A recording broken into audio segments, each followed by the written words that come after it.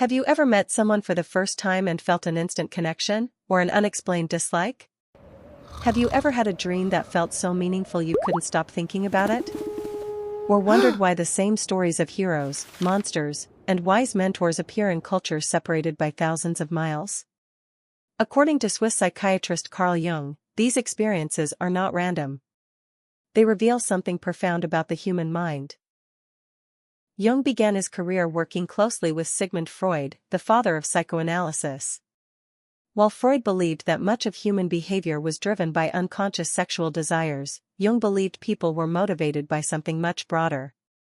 He called this force libido, but unlike Freud, Jung described libido as general psychic energy. It fuels curiosity, ambition, creativity, spirituality, learning, and the desire to grow as a person. Think about an artist spending hours creating a painting, or a scientist searching for answers to difficult questions. These behaviors are not driven by sexuality. They are driven by the mind's natural urge to develop and find meaning. Jung believed that personality also develops throughout life. Instead of focusing only on childhood, he argued that every stage of life offers opportunities to better understand ourselves and become psychologically healthier. To explain how the mind works, Jung described 3 levels of the psyche. The first is the ego. The ego is your conscious mind. It contains the thoughts, memories, beliefs, and experiences you are aware of every day. It shapes your sense of identity and allows you to say, "This is who I am."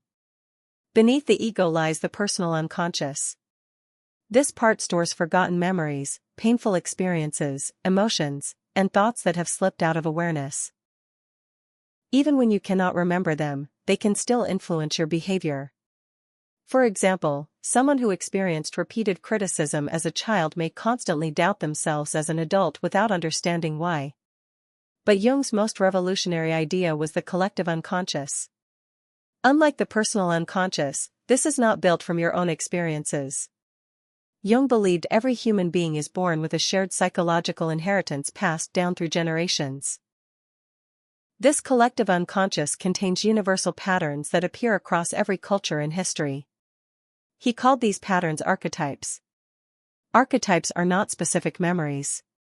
They are inherited mental blueprints that shape how people think, feel, and understand the world. One of the best-known archetypes is the hero. The hero faces challenges, overcomes fear, and grows through adversity. Whether it is ancient mythology or modern films, we naturally connect with these stories because they reflect our own struggles. Another important archetype is the shadow. The shadow represents the parts of ourselves we try to hide. Our anger, jealousy, fear, selfishness, and insecurities. Ignoring the shadow does not eliminate it. Instead, it often appears in unhealthy ways, such as blaming others for qualities we refuse to acknowledge in ourselves. The persona is another archetype. It is the social mask we wear to fit into society. At work, at university, or on social media, we often present a version of ourselves designed to gain acceptance.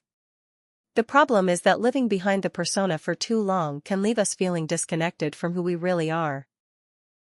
Jung also believed people naturally differ in how they experience the world. Some are introverts, who gain energy through reflection and solitude. Others are extroverts, who feel energized by social interaction. He further suggested that people rely on 4 psychological functions: thinking, feeling, sensation, and intuition. Some people make decisions through logic, while others rely more on personal values. Some focus on concrete facts, while others naturally see patterns and future possibilities. These ideas later inspired personality assessments such as the Myers-Briggs Type Indicator, although many psychologists question its reliability and validity. Even so, Jung's theory continues to influence counseling, leadership, education, literature, and psychotherapy. So how can we apply Jung's ideas in everyday life? Start by becoming aware of your shadow. Instead of denying your weaknesses, acknowledge them honestly. Self-awareness is the first step toward personal growth. Pay attention to recurring dreams, emotions, and behavioral patterns. They may reveal unresolved fears or hidden motivations influencing your choices. Question the persona you present to the world. Ask yourself whether you are living according to your own values or simply trying to meet other people's expectations. Learn to balance logic with emotion, and action with reflection. Psychological growth comes from integrating different parts of yourself rather than allowing one side to dominate.